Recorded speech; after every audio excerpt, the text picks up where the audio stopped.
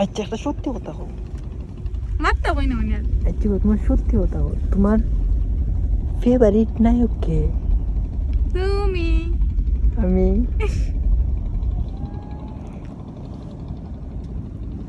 আমি তোমার ফেভারিট নায়ক কে? তুমি নায়ক হুম?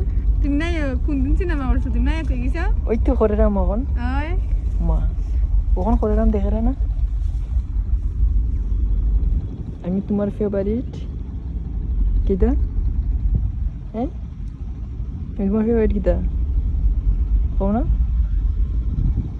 আমি তোমার ফেভারিট জামাই নায়ক।